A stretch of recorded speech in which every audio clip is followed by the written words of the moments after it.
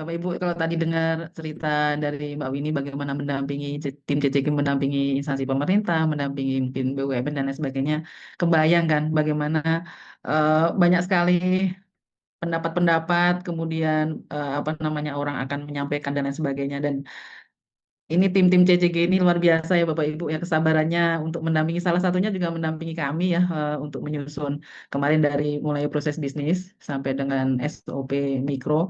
Jadi eh, kami salut sekali dengan paling nggak kesabaran ya, kesabaran bagaimana menerima satu pemahaman tugas fungsi yang baru, kemudian bisa menerjemahkan, bisa membantu kami untuk merangkum dan lain sebagainya. Jadi salut sekali. Baik, tadi sudah banyak sekali disampaikan oleh Mbak Winnie terkait dengan aturan yang penyusunan SOP maupun evaluasinya. Maka saya akan menyampaikan terkait dengan mungkin praktik baik ya apa yang sudah kami kerjakan. Mungkin belum sempurna karena memang belum selesai, tapi mungkin ini mudah-mudahan bisa menjadi insight Bapak Ibu untuk menyusun di unitnya masing-masing dan mungkin bisa mengambil hal-hal yang baik ya, mungkin dari hal-hal yang mungkin kami nanti akan sampaikan itu bisa menjadi eh, apa ya tambahan informasi seperti itu. Nah, saya Amban Musyarifah ya, tadi sudah disampaikan dari Kementerian Kebudayaan. Sebenarnya mungkin dulu kementeriannya gabung ya Bapak Ibu dari 2024 akhir ya kita terpisah, ada 3 kementerian yang tadinya jadi satu. Nah, ini mungkin untuk sebagai Bapak Ibu agar lebih mengenal. Ah, baik Bapak Ibu, jadi ini mungkin sebagai gambaran ya, sebagai gambaran unit kerja tadi juga Mbak Winnie sudah sampaikan bahwa struktur organisasi dan lain sebagainya sangat terkait dengan penyusunan SOP ini. Jadi di Kementerian Kebudayaan ada beberapa unit eselon 1, Sekretariat Jenderal tentu saja sebagai dapur dari Kementerian Kebudayaan, kemudian ada Inspektorat Jenderal, unit pengawasan, dan ada 3 Direktorat Jenderal ya. Ini adalah fungsi pelaksana di kementerian kami, ada Direktorat Jenderal Pelindungan Kebudayaan dan Tradisi, ada Direktorat Jenderal Diplomasi, Promosi dan Kerjasama Kebudayaan, ada Direktorat Jenderal Pengembangan, Pemanfaatan dan Pembinaan Kebudayaan. Nah, saya kebetulan bekerja di Sekretariat Jenderal yaitu di Biro Organisasi dan Sumber Daya Manusia. Jadi di Sekretariat Jenderal ada eh, 5 biro, Bapak Ibu, 5 biro, kemudian ada satu pusat yaitu Pusdatin ya. Nah, di dalam tugas fungsi kami sebagai Biro OSDM. Nah, kami di Biro Organisasi dan Sumber Daya Manusia ini tadi mungkin juga digambarkan ya bahwa proses bisnis itu menjadi salah satu tiang agar rumah organisasi itu bisa kuat gitu ya, dan unit yang mempunyai tanggung jawab untuk penyusunan ataupun penataan tata laksana itu adalah di Biro OSDM. Jadi di kami di Biro OSDM ada 2 bagian Bapak Ibu, bagian transformasi organisasi dan bagian manajemen talenta. Nah, memang Menpan ya, mungkin ini sedikit agak melebar untuk informasi saja. Di Menpan itu sekarang untuk penyusunan organisasi memang ada pattern baru ya. Kalau dulu memang semua tugas dalam satu unit itu akan dibagi menjadi tugas-tugas dalam struktural yang ada gitu. Jadi biasanya dulu terbagi habis ke dalam unit-unit struktural. Nah, kalau sekarang itu Menpan tidak seperti itu ya. Jadi Menpan akan memberikan satu unit struktural apabila memang tidak ada jabatan fungsional yang menangani hal tersebut. Sehingga ketika ada jabatan-jabatan fungsional yang ada di dalam unit tersebut, maka tugas dari unit itu akan tidak terbagi habis ke dalam bagian-bagian seperti itu. Jadi kami di dalam USDM ada 2 bagian, itu bagian transformasi organisasi, kemudian bagian manajemen talenta, dan ada satu kelompok jabatan fungsional yang sebenarnya melaksanakan tugas-tugas yang ada di dalam biro tersebut yang tidak dilaksanakan oleh bagian transformasi organisasi dan bagian manajemen talenta. Ini juga menjadi tantangan Bapak Ibu kemarin ya Mbak Winnie ya, ketika kita menyusun baik proses bisnis maupun SOP, karena tadi ada tugas-tugas yang ternyata tidak dilaksanakan oleh unit yang ada di dalam biro seperti itu. Jadi ini mungkin nanti Bapak Ibu ketika menyusun proses bisnis maupun turunannya ya SOP makro maupun mikro, Bapak Ibu perlu melihat dari organisasi dan tata kerja yang ada. Di mana tugas itu berada itu akan menjadi tanggung jawab dari unit tersebut.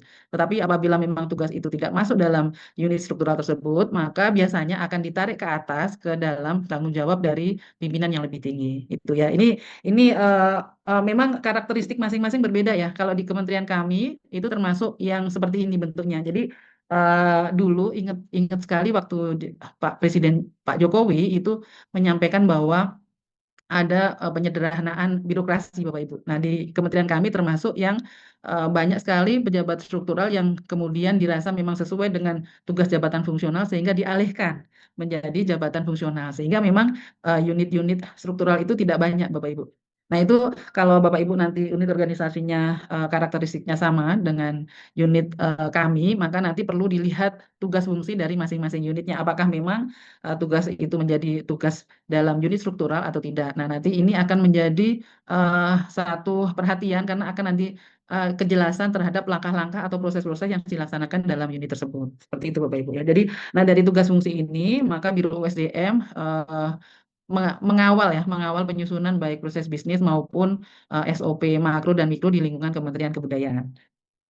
Nah, kemudian di OTK kami, baik baik di Perpres juga ya, di Perpres 190 maupun di organisasi dan tata kerja, disampaikan bahwa proses bisnis harus disusun, intinya seperti itu di kementerian kami. Maka waktu itu awal-awal dari penyusunan, awal-awal kementerian berdiri, ini menjadi satu concern tersendiri untuk penyusunan proses bisnis. Memang kalau tadi disampaikan juga oleh Mbak Winnie bahwa memang proses bisnis itu adalah awal sekali dari penyusunan apa namanya dokumen ya setelah manual organisasi atau Renstra. Tapi memang Bapak Ibu kemarin itu sempat ini ya penyusunan Renstra itu sempat lama mungkin di Kementerian Bapak Ibu juga merasakan seperti itu bahwa setelah kementerian sudah sudah dibentuk, menteri sudah dilantik, penyusunan Renstra agak agak lama ya Bapak Ibu ya ditetapkannya. Sehingga memang kita kemarin menyusun menyusun peta proses bisnis ini juga apa namanya beriringan dengan penyusunan Renstra. Bahkan sekarang pun di Kementerian Kebudayaan proses bisnis masih dalam tahap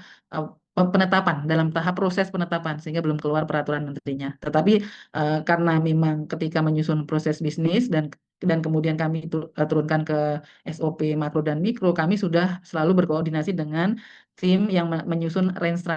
Kodenya BDY. Sebenarnya pengennya BYD ya. Kalau BYD bisa sekalian dapat mobil gitu ya. Tapi karena memang kebudayaan ya, jadi kami mengambil istilahnya adalah BDY. Nah, dengan penomoran ini memang tadi ya sudah disampaikan akan lebih memudahkan Bapak Ibu. Nanti kami punya berapa proses proses utama, berapa proses pendukung, berapa proses sumber daya ini peta level nolnya.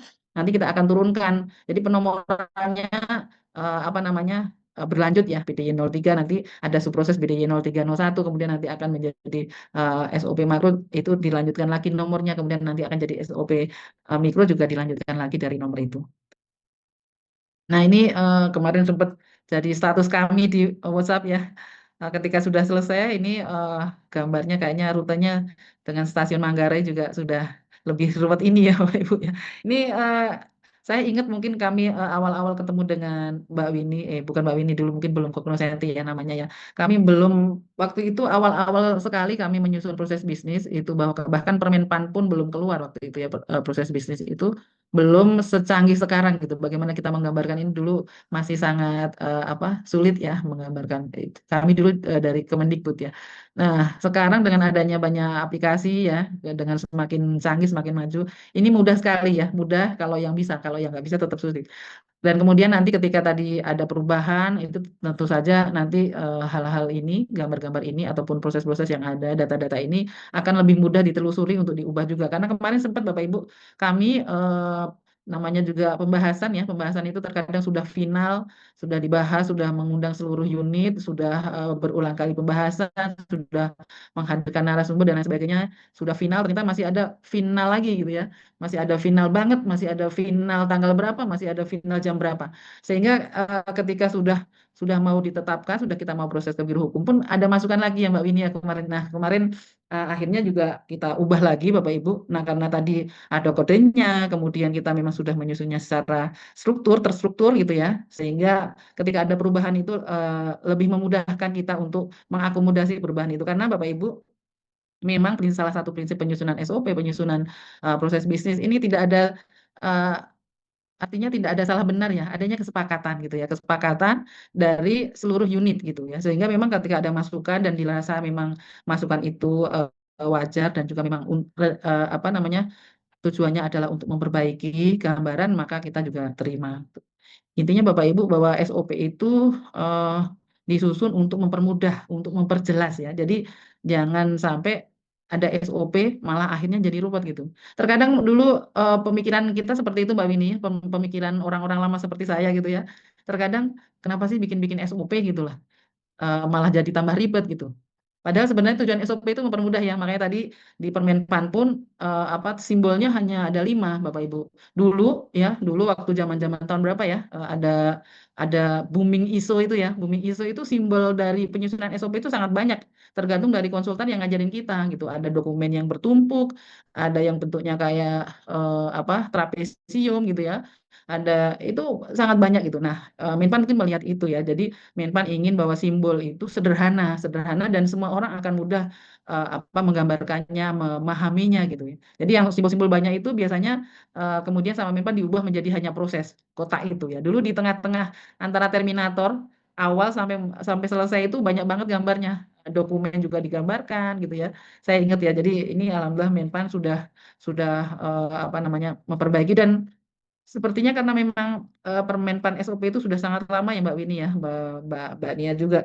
Mungkin mungkin nanti akan ada perubahan sih, tapi memang kita sebagai negara selama belum ada perubahan dari regulasi yang ada, maka kita akan menggunakan regulasi itu sampai ada perubahan seperti itu. Nah, Bapak Ibu, dari proses bisnis itu ada tindak lanjut gitu ya. Sebenarnya kami dari Kementerian Kebudayaan sudah mulai gitu. Kemarin dari peta proses bisnis yang sudah kita susun, kita gunakan sebagai tambahan informasi untuk evaluasi organisasi gitu ya kan. Oktober 2024 itu kemarin kami rasa ada beberapa unit kerja yang memang sebenarnya diperlukan gitu. Contohnya Bapak Ibu, di kami di Kementerian Kebudayaan itu belum ada pusat pelatihan sumber daya manusia PPSDM atau yang dulu disebut Pusdiklat gitu ya. Karena mungkin berpikirnya bahwa kementerian kami tidak banyak pegawainya gitu. Sehingga memang di awal-awal OTK kami itu tidak muncul Pusdiklat atau PPSDM gitu. Nah, kemarin ya setelah setelah mulai adanya apa rekrutmen CPNS maupun P3K, terbayang Bapak Ibu banyak sekali pegawai baru di kami gitu. Kemudian harus harus ada latsar ya atau mungkin kalau P3K ada orientasi dan itu memerlukan memerlukan apa ya baik tenaga, baik anggaran dan lain sebagainya sehingga kemarin kita sudah mulai mengevaluasi organisasi dan salah satunya dengan menggunakan hasil dari penyusunan proses bisnis gitu. Ternyata dilihat dari di sini kelihatan Bapak Ibu Biro USDM itu menjadi proses owner itu banyak sekali gitu. 21 proses yang menjadi pemiliknya itu adalah Biro OSDM. Nah, beberapa proses itu terkait dengan PPSDM itu terkait dengan pelatihan misalnya penentuan apa pelatihan yang sesuai yang diperlukan gitu ya sehingga memang dari sini itu menjadi salah salah satu ya mungkin memang banyak pertimbangan yang lain tapi menjadi salah satu bahan untuk evaluasi evaluasi organisasi. Nah ini tambahan informasi saja. Nah kemudian dari proses bisnis kita juga akan menyusun SOP. Nah mungkin yang tema sekarang ini yang SOP Bapak Ibu ya. Jadi setelah ada peta proses biasanya disebut peta level 0 itu nanti akan ada subproses. Jadi kalau subproses berarti misalnya peta proses adalah BDY 01. Berarti peta subproses BDY 0101, misalnya seperti itu. Nah, dalam BDY 01 itu ada banyak peta lintas fungsi. Namanya juga peta lintas fungsi. Tadi sudah disampaikan oleh Mbak Winnie, peta lintas fungsi artinya siapa melakukan apa yang memang masih lintas unit organisasi atau lintas unit organisasi eselon satunya. Nah, di situ maka ada peta lintas fungsi. Nah, nanti berarti di dalam BDY 0101 ada BDY 01, 01, 01, BDY 01, 01, 02, BDY 01, 01, 03, dan lain sebagainya. Baik, Bapak Ibu, saya teruskan ya. Ini jangan salfok dengan kata-kata teknisnya ya. Jadi ini bukan bukan SOP teknis yang dimaksud Mbak Winnie tadi. Ini sebenarnya SOP makro dan SOP mikro. Jadi SOP makro tadi sudah saya sampaikan ada masih di dalamnya masih terdapat beberapa SOP mikro. Nah, kami karena untuk membedakan antara SOP makro yang kami susun di lingkungan kami membuat dua definisi, yaitu SOP makro yang teknis dan SOP makro yang dukungan manajemen. Jadi kalau SOP makro teknis itu yang memang benar-benar teknis dari Kementerian Kebudayaan. Tapi kalau SOP yang Dukman itu yang lebih ke kesekretariatan ya atau ke pengawasan. Nah, ada juga SOP mikro. Tadi juga sudah disampaikan Mbak Winnie, kami sudah mulai menyusun SOP mikro. Contohnya memang di biro kami di OSDM. Jadi nanti juga akan kita tindak lanjuti dengan unit-unit lain untuk menyusun SOP mikro masing-masing. Seperti itu. Nah, dalam penyusunan SOP kami melalui beberapa tahap ya Bapak Ibu ya. Ini juga kami didampingi oleh konsultan CCG. Kami perlu didampingi karena itu jadi wasit gitu Bapak Ibu ya. Jadi kalau antar kami unit organisasi dengan langsung ketemu unit organisasi lain, sepertinya kalau kami tidak setuju seperti di apa seringkali disampaikan kami tidak mendukung seperti itu. Padahal sebenarnya kita ingin meluruskan. Nah, itu perlunya wasit di situ tuh. Dari CCG selain untuk memberikan pemahaman juga sebagai wasit apabila ada benturan-benturan antara unit OSDM dan juga unit yang lain. Jadi kami ada sosialisasi dulu untuk unit-unit, pemahaman dulu biar satu pemahaman ya apa sih itu SOP, seperti apa penyusunannya tadi sudah juga disampaikan yang harus dilakukan seperti apa, yang tidak dilakukan seperti apa. Nah, dari situ kami kemudian mulai menyusun dalam suatu workshop ya. Ada identifikasi judul biasanya di situ, judul-judul dari kalau SOP makro tadi Bapak Ibu itu karena proses bisnisnya sudah disepakati maka SOP makro judul-judulnya biasanya sama atau mungkin minimal sama gitu ya. Tapi kemudian bisa juga bertambah karena misalnya dalam gambaran satu proses itu hanya satu, tapi ternyata langkahnya dua. Contoh misalnya mutasi ya. Misalnya mutasi. Mutasi itu gambarannya adalah unit mengusulkan ke Biro OSDM, OSDM nanti akan mungkin ke BKN gitu ya, kemudian mengeluarkan SK seperti itu ya, dengan kelengkapan-kelengkapannya. Ternyata ketika kita memperinci menjadi SOP ada dua jenis ternyata. Ada yang mutasi itu eksternal, eksternal itu maka perlu persetujuan teknis dari BKN. Tetapi ada yang internal, internal itu tidak perlu persetujuan teknis. Nah, akhirnya dalam SOP makro pun bisa bisa melebihi atau bisa diperinci lebih dari probisnya seperti itu. Nah, itu kita kita kita bahas Bapak Ibu ini kotak-kotak ini nggak cuma sekali ya pembahasan apa judul itu berkali-kali Bapak Ibu. Kita biasanya melaksanakan itu dengan membuat Zoom meeting gitu ya ke unit-unit kita bagi agar bisa selesai dengan cepat seperti itu. Nah, kemudian nanti dari setelah sudah sepakat judul-judulnya Bapak Ibu, maka kita akan membahas langkah-langkah ataupun dokumen baku ya, mutu baku dari SOP tersebut. Nah, ini juga lama Bapak Ibu ya. Kami kayaknya mengganggu CCG itu 24 jam ya kalau ada masukan dari unit langsung kami komunikasikan ke CCG dan lain sebagainya. Jadi ini pembahasan langkah juga tadi contohnya misalnya kalau langkahnya apa namanya, terkadang kita itu melakukan semua pekerjaan itu kan sudah biasa ya, tapi ketika menuliskan itu nggak mudah Bapak Ibu. Kalau pengalaman saya pernah bertanya apa yang Bapak Ibu kerjakan setiap hari gitu. Ada yang bertanya, saya melakukan apapun yang diperintah atasan. Nah, gimana itu menggambarkan melakukan apapun yang diperintah atasan gitu ya. Nah, jadi memang nggak mudah menuliskan apa yang kita kerjakan, sehingga memang perlu kita arahkan, perlu kita tanya. Dan dengan adanya mutu baku yang berisi termasuk kelengkapan, termasuk output, itu akan memperjelas. Jadi terkadang saya melakukan ini, Bu, outputnya apa? Oh, nggak ada ya. Berarti sebenarnya itu hanya proses dalam satu, hanya hanya langkah dalam satu proses yang lain gitu, seperti itu. Jadi dengan adanya dokumen mutu baku itu akan memperjelas apakah langkah itu betul betul ada atau tidak ya. Nah, kemudian setelah ada konsep, nanti kita sampaikan ke unit untuk dikoreksi di internal mereka ya, apakah memang sudah cocok atau tidak. Kemudian kami ada finalisasi dan saat ini kami sudah menyampaikan apa draft Kepmen ya ke Biro Hukum untuk diproses menjadi keputusan menteri seperti itu. Nah, ini Bapak Ibu untuk gambaran saja untuk di Kementerian Kebudayaan untuk SOP makro dukungan manajemen itu ada 93 judul SOP. Kemudian turunan dari 85 judul CFM proses utama pendukung dan sumber daya. Kenapa Bapak Ibu dukungan manajemen kok ada di proses utama? Karena kemarin di proses bisnis proses-proses yang ada di Biro Hukum yang penyusunan peraturan, penyusunan undang-undang dan lain sebagainya itu sebenarnya itu termasuk kesekretariatan, tapi memang karena semua produk atau semua hal yang kita lakukan itu bermuaranya ke produk hukum gitu ya, sehingga kita sepakati bahwa layanan yang diberikan oleh Biro Hukum itu masuk di proses utama ya, sehingga di SOP dukungan manajemen ini ada yang dari proses utama, ada yang dari pendukung dan sumber daya. Kita menyusunnya dari Juli sampai September 2025, alhamdulillah karena memang tadi ya, kadang jadwal sehari bisa rapat berapa kali tuh Mbak Wini ya. Kemudian untuk dokumen manajemen ini kita melibatkan tim Sekretariat Jenderal dan Inspektorat Jenderal gitu. Nah, ini contohnya Bapak Ibu, tadi ini yang disampaikan Mbak Wini ya, ada kalau di SOP ada eh, covernya ya, ada head form. apa Mbak namanya? Ya, ini kami karena makro Bapak Ibu, jadi ini masih namanya masih BDY 010101 ya. Jadi ini berasal dari eh, proses 01, subproses 01 gitu ya, CFM 01 ya. Kemudian ini jadi SOP 01. Seperti itu SOP makro 01. Nah, nanti kalau misalnya ini karena kaitannya dengan penyusunan rancangan undang-undang ya berarti ini mungkin nanti diturunkannya ke Biro Hukum.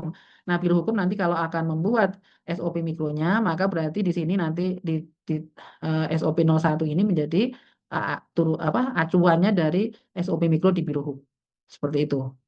Nah, di sini eh nah, dulu mungkin kalau kami, Mbak Winnie, kami dulu menggunakan POS ya.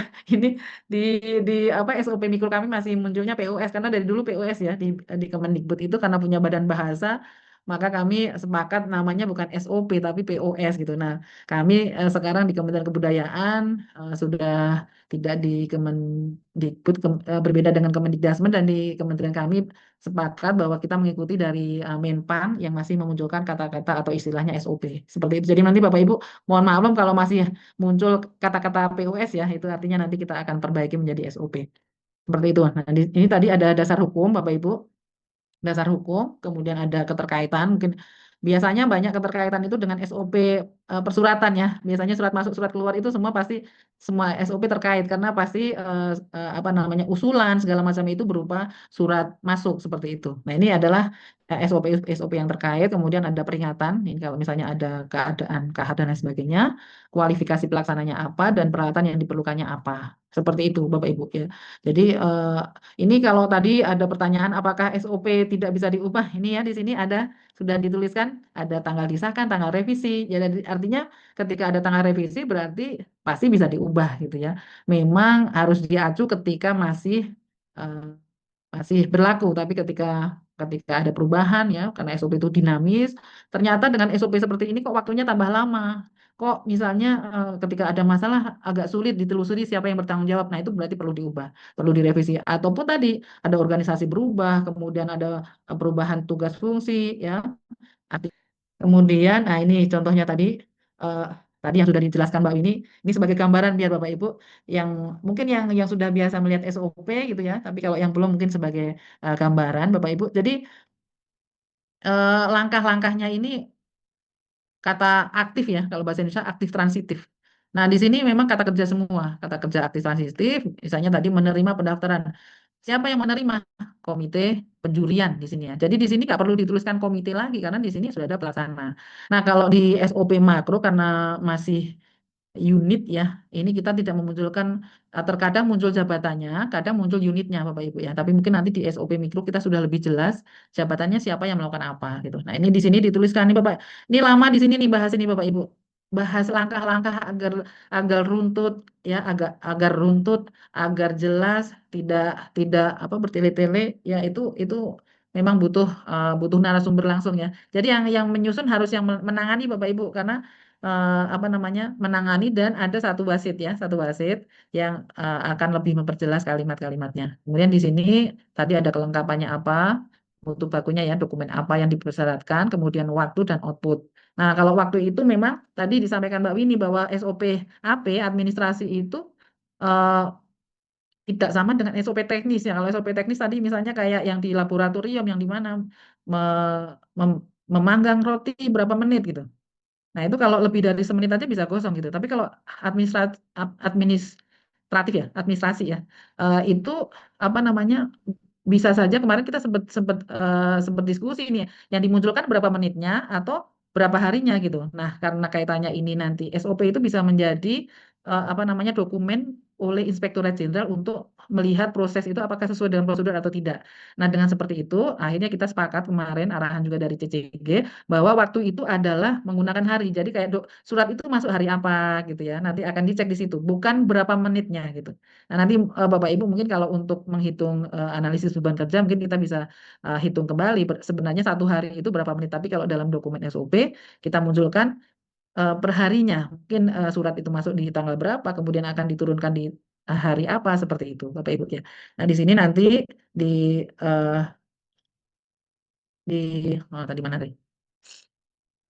ya nanti di akhir dari apa itu dari SOP akan ada total waktu maksimal 31 hari waktu apa ya, di luar proses di Kementerian Hukum ya. Ya karena memang kalau kita di ada proses yang di eksternal di pihak lain kita tidak bisa mengontrol mereka.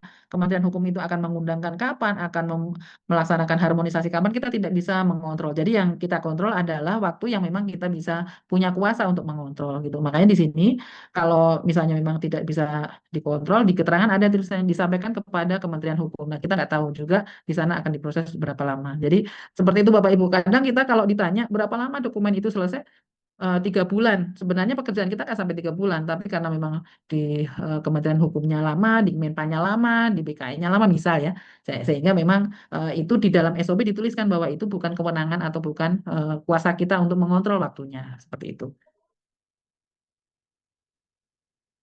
Oke Bapak Ibu, ini tadi simbolnya ya, simbolnya sederhana, tapi kalau kita biasanya misalnya ada pembahasan bareng seperti ini, kita bikin kotaknya sama, kemudian kita kurung dengan kotak titik-titik. Kalau di kementerian kami seperti itu ya. Jadi kalau misalnya nanti ini artinya yang melakukan pembahasan itu berarti dari Sekjen dan juga dari unit organisasi terkait. Seperti itu. Kalau misalnya yang apa yang menyusun banyak ya berarti lebih panjang lagi gitu. Gitu ya Bapak Ibu.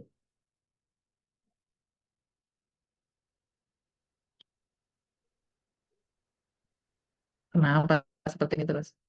Oke, nah kemudian untuk yang teknis ya tadi dukungan manajemen lebih banyak Bapak Ibu karena dukungan manajemen itu hampir seluruh proses ya, hampir seluruh proses dari mulai dukungan manajemen berarti dari biro-biro terkait dengan perencanaan, keuangan ya, terkait dengan hukum, terkait dengan SDM, terkait dengan umum, pengadaan barang jasa, kehumasan, termasuk dengan Pusdatin ya, data informasi dan Inspektorat Jenderal Kepengawasan itu makanya jauh lebih banyak. Nah di teknis ini ada 38 judul makro teknis.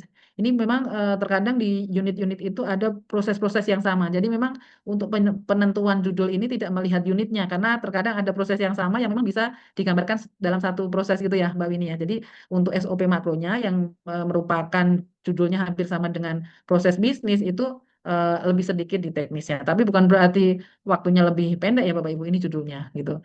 Jadi ada 38 proses judul SOP makro, teknis, kemudian turunan dari 35. Ini Bapak Ibu kelihatan ya.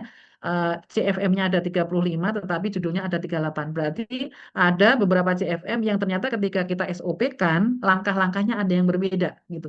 Jadi ada satu proses yang gambarannya sama, tapi ternyata mungkin pihak pihak yang menangani berbeda, mungkin waktunya berbeda, mungkin dokumen pendukungnya berbeda gitu ya, sehingga ketika di SOP itu menjadi 38. Nah, ini melibatkan 3 direktorat jenderal sampai 19 November ya kita kemarin nyusunnya. Ini sama Bapak Ibu bentuknya, tetapi memang ini yang teknis ya, yang teknis ini judulnya tadi Anugerah Kebudayaan Indonesia.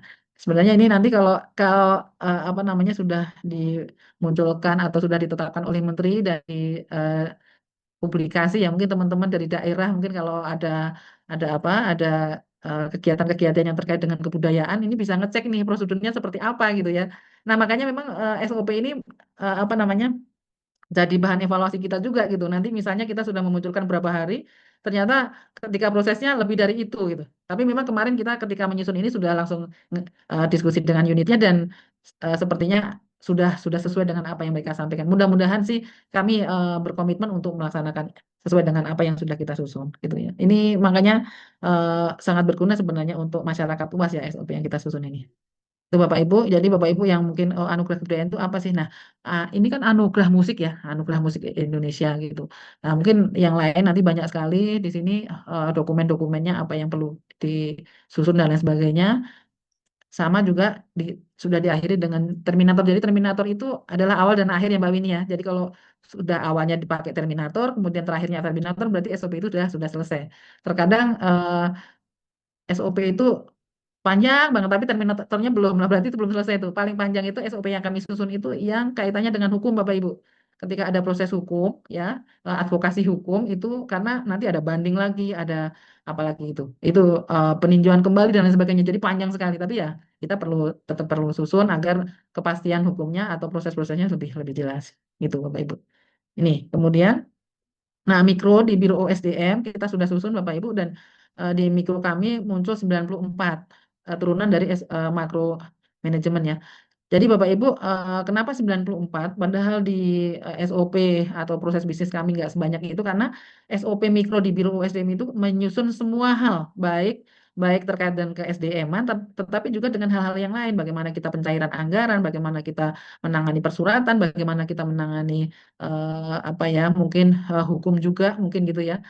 Kalau misalnya ada proses disiplin dan lain sebagainya. Jadi memang SOP yang kita susun tidak hanya kaitannya dengan teknis dari Biro SDM, tapi juga dengan KTU-an ya. KTU-an itu sangat banyak Bapak Ibu dari mulai pencairan anggaran, perencanaan, revisi, ya, BMN, pengadaan dan lain sebagainya. Jadi kita punya 94 judul SOP Mikro. Nah, kalau di SOP Mikro Bapak Ibu, ini nomornya juga udah lebih panjang ya Bapak Ibu ya. BDY 070101.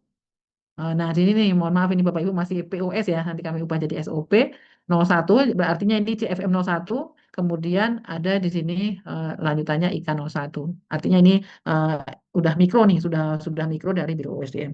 Nah, bedanya dengan makro nih Bapak Ibu, kalau di SOP Mikro pelaksananya ini sudah lebih ini Bapak Ibu nih, Kepala Biro, Ketua Tim, Jabatan Fungsional Madya, Pengolah Data dan Informasi.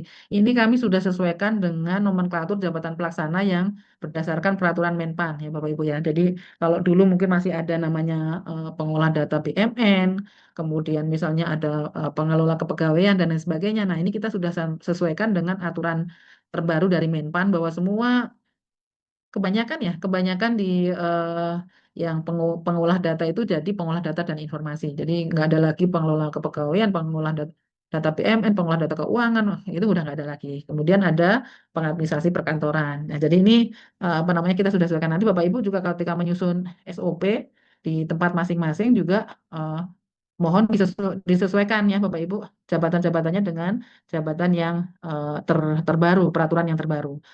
Memang di sini masih ada juga ketua tim, jadi nggak masalah. Pelaksana itu bisa jabatan, bisa juga misalnya kayak penugasan gitu. Yang penting itu adalah tujuannya memang untuk memperjelas ya, untuk memperjelas pelaksanaan itu. Nah, ini contoh tadi saya sampaikan ya. Kalau memang pembahasan melakukan analisis rencana penyusunan kebutuhan ternyata melibatkan banyak hal ya sudah dikasih kotak-kotak siapa dari yang ikut rapat adalah ketua tim, kemudian ada jabatan fungsional media, ada pertama, ada pengolah data, kemudian itu bersama-sama maka kita berikan kurung putus-putus seperti ini. Apa apa yang dipakai melihat OTK, rincian tugas dan sebagainya. Seperti itu. Nah, ya, ini SOP-nya ternyata panjang sekali Bapak Ibu sampai dengan berapa langkah nih? 30 langkah Bapak Ibu. Tapi ya memang harus kita lakukan ya Bapak Ibu. Ini sampai dengan 87 hari. Jadi memang penerimaan CASN itu lama Bapak Ibu. Apalagi di OSDM itu biasanya punya tugas untuk menyusun soal. Tapi ini untuk menyusun soal ya. Apa namanya? Soal-soal yang terkait dengan Javum dan lain sebagainya.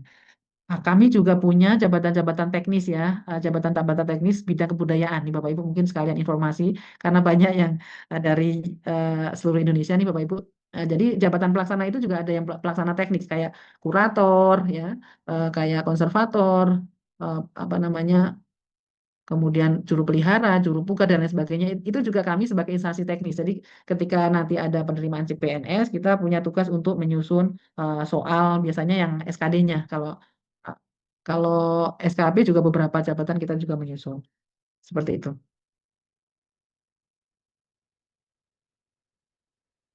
Nah, baik Bapak Ibu, untuk selanjutnya tadi saya sampaikan bahwa sekarang kita sudah mengusulkan dokumen-dokumen tersebut untuk menjadi produk hukum di Biro Hukum dan Fasilitasi Kerjasama nanti akan ditetapkan melalui peraturan menteri. Untuk proses bisnis di kementerian kami disepakati nanti bentuknya peraturan menteri Bapak Ibu. Mungkin di kementerian lain mungkin ada beda-beda ya, ada yang keputusan menteri, ada yang peraturan, tapi di Kementerian Kebudayaan kemarin sudah arahan dari Kepala Biro Hukum. Proses bisnis kami nanti bentuknya adalah peraturan menteri. Nah, kemudian nanti dari turunannya adalah SOP makro itu nanti akan menjadi keputusan menteri dan untuk SOP mikro nanti di Sekretariat Jenderal nanti menjadi keputusan Sekretaris Jenderal, mungkin nanti di Direktorat Jenderal menjadi keputusan Direktur Jenderal. Seperti itu. Nah, ini draftnya ya Bapak Ibu. Mungkin kaitannya dengan evaluasi. Jadi memang dulu ketika Kementerian kami ya masih gabung ya, dulu masih Kemendikbud, kita juga pernah melaksanakan evaluasi SOP itu ya, dengan berdasarkan Permenpan kita sudah mengevaluasi membuat instrumen ya, di Permenpan sudah disampaikan bagaimana kita menyusun instrumen, kemudian nanti akan ada penilaian dari unit-unit, kemudian kita olah. Nah, karena di kementerian kami adalah kementerian baru dan SOP baru disusun, maka kita sudah mengantisipasinya dalam draft keputusan menterinya. Kita sampaikan di sini bahwa standar operasional prosedur makro sebagaimana dimaksud pada Diktum 1 dalam pelaksanaannya dapat dilakukan evaluasi jika diperlukan. Nah, jadi nanti ketika memang ada perubahan-perubahan organisasi, perubahan tusi dan lain sebagainya, jika memang diperlukan evaluasi ataupun mungkin ada masukan dan lain sebagainya, kita bisa melakukan evaluasi dan tentu saja evaluasinya akan berdasarkan peraturan yang berlaku. Mungkin kalau memang Permenpannya masih Permenpan 35 ya kita lakukan dengan itu. Kalau memang sudah ada perubahan, kita akan mengikuti aturan yang berlaku. Mungkin itu Bapak Ibu sedikit informasi dari Kementerian Kebudayaan terkait dengan penyusunan SOP yang ada di kami. Memang belum tadi saya sampaikan ya belum selesai ya, mudah-mudahan ini segera nanti setelah ini bisa keluar produk-produk hukum yang bisa kita adu selanjutnya. Mohon maaf, saya akhiri. Assalamualaikum warahmatullahi wabarakatuh. Baik, terima kasih Oke. Bu. Ya, Oke. Assalamualaikum warahmatullahi wabarakatuh. Selamat siang. Ah, selamat siang. yang kami hormati Bu Nia, Bu Wini, dan Bu Amber. Terutama dengan Bu Amber ini ketemu kembali setelah sekian lama. Belum pernah Kabar akhir Mas. tahun kemarin gitu, Bu. Alhamdulillah, terima kasih. Ini kesempatan yang baik untuk kami selaku pengelola tata laksana di Universitas Tidar. Kami sebelumnya sudah memiliki Probis dan SOP di tahun 2022. Jadi, namun karena produk tersebut itu masih produk OTK lama, sehingga di tahun 2023 itu kita sudah ditetapkan OTK baru dan ada beberapa penyederhanaan birokrasi dan kita juga membentuk tim-tim kerja baru seperti itu. Nah, kami ingin mengetahui saja terkait dengan bagaimana nanti proses evaluasi terhadap pos yang selama ini sudah kita apa namanya kita tetapkan karena ada sekitar 100 hampir 120 layanan yang sudah kami tetapkan pos layanan administratifnya kalau pos layanan AP, namun kami belum belum menyesuaikan atau membuat sesuai dengan OTK baru seperti itu. Dan apa namanya, dan untuk penyesuaian pos itu juga apakah harus dievaluasi probisnya dahulu atau kami bisa mengevaluasi posnya eh, tanpa maaf mengevaluasi posnya tetapi probisnya dapat dievaluasi belakangan seperti itu. Mungkin itu saja yang kami tanyakan kepada Bu narasumber. Pokoknya kami ucapkan terima kasih. Baik, terima kasih. Bagaimana Bu Ambar? Bisa langsung dijawab? Mungkin Mbak Winnie dulu itu sesuai dengan peraturannya bagaimana? Baik, silakan Bu ini. Oke, baik. Yang pertama, terima kasih Pak Hatma ya untuk pertanyaannya. Salam kenal Pak Hatma. Baik, kalau untuk proses evaluasi SOP, memang sebenarnya idealnya memang kita harus memulainya dari proses bisnis ya Pak Hatma. Karena seperti yang disampaikan oleh Bu Ambar tadi ya, mulai dari proses bisnis hingga ke SOP mikro itu sangat berkaitan gitu ya, sangat kemudian justru sebenarnya akan lebih mudah ketika kita sudah mengevaluasi proses bisnisnya karena proses bisnis itu kita identifikasi melalui dokumen Rensram, melalui OTK-nya ya. Bisa saja yang tadi 100 lebih kemudian karena adanya perubahan-perubahan atau penyederhanaan itu bisa menjadi berkurang ataupun bertambah. Idealnya memang Fatma kita melihat dari proses bisnisnya dulu karena balik lagi tadi itu sangat berkaitan sekali kalau misalnya kita mau bottom up dari SOP ke proses bisnis sebenarnya juga bisa tapi kalau kita berbicara ideal tentu lebih baik kami merekomendasikannya itu dari proses bisnisnya dulu yang dirubah gitu ya nanti baru beruratan sampai ke SOP makro maupun SOP mikronya kemudian yang setengah mungkin dari pengalaman ya Pak Hatma yang tengah kami lakukan juga sekarang itu adalah evaluasi proses bisnis di lingkungan Direktorat Jenderal Perkeretaapian.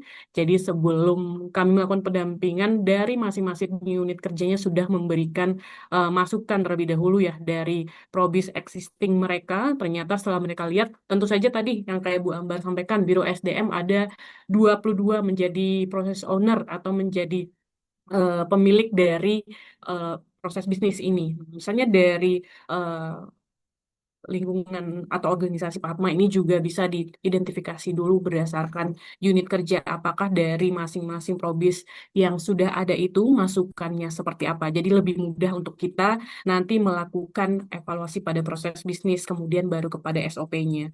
Nah, kalau misalkan kita memulainya gitu ya tanpa SOP, tanpa proses bisnis terlebih dahulu. Kalau kita berbicara SOP makro, tentu tidak bisa karena saya sampaikan tadi kalau SOP makro itu sama dengan proses bisnis, bedanya hanya ada mutu bakunya kalau SOP makro. Tapi kalau SOP mikro, kita bisa mengidentifikasi seperti yang saya sampaikan di akhir, ada lembar kerja menggunakan eh, lembar kerja itu isinya adalah fungsi dari masing-masing unit kerja. Ketika melihat fungsinya, misalnya menyusun menyusun laporan atau melakukan bimbingan teknis, outputnya apa, aspeknya apa, itu bisa menjadi judul SOP. Itu yang pertama bisa kita lakukan untuk mempermudah juga kita mengidentifikasi judul. Nah, setelah sudah diidentifikasi dari tugas fungsi yang baru, judul-judulnya, barulah nanti kita lihat lagi yang SOP existing ini, apakah masih ada yang relevan atau memang sama sekali sudah harus kita take out. Mungkin dari saya seperti itu ya, Pak Ahmad, Mbak Nia. Oke, baik. Terima kasih Bu Winnie. Bagaimana Bu Ambar? Menambahkan? Oke. Ya, oke mungkin nambahin sedikit ya. Eh, jadi memang kalau di unit khususnya PTN ya, PTN itu kan besar ya, Pak Atma ya. Apa namanya satu unit sebenarnya kalau di organisasi bentuk itu hanya hanya pusat dan UPT gitu. Tapi PTN itu UPT tapi di dalamnya banyak ada bironya gitu. Jadi agak bingung ya. Sehingga memang tadi yang disampaikan Mbak Winnie sangat sangat berguna gitu. Kita harus ngecek kembali mungkin ya SOP yang kemarin kita susun apakah memang sudah terorganisir seperti itu gitu ya. Kalau sudah terorganisir berarti tinggal melihat unit-unitnya apakah ada masukan atau tidak dengan yang sudah ada. Tetapi kalau memang sorry, kalau memang ternyata memang kemarin belum tersusun dengan misalnya penomorannya belum belum meruntut dan lain sebagainya, mungkin bisa di kayak kayak di apa ya, disusun ulang gitu, Mas Atma ya. Jadi akan lebih nanti setelah kita susun ulang akan lebih terstruktur gitu dan untuk kedepannya untuk evaluasi kedepannya lebih lebih mudah gitu. Kalau saya melihat sih kalau PTN ya memang semua seratusan lebih ya Mas Atma ya kalau di PTN itu ada berapa biro kemudian baik di fakultas bahkan mungkin itu belum semuanya itu kalau saya karena memang sangat banyak jadi memang eh, mungkin dicek kembali yang kemarin seperti apa kalau memang sudah runtut berarti tinggal evaluasi tapi kalau belum bisa disusun ulang gitu. Baik. Mohon maaf. Baik, terima kasih Bu Ambar dan Mbak Winnie. Bagaimana tanggapan Pak Hatma? Ada pertanyaan lanjutan?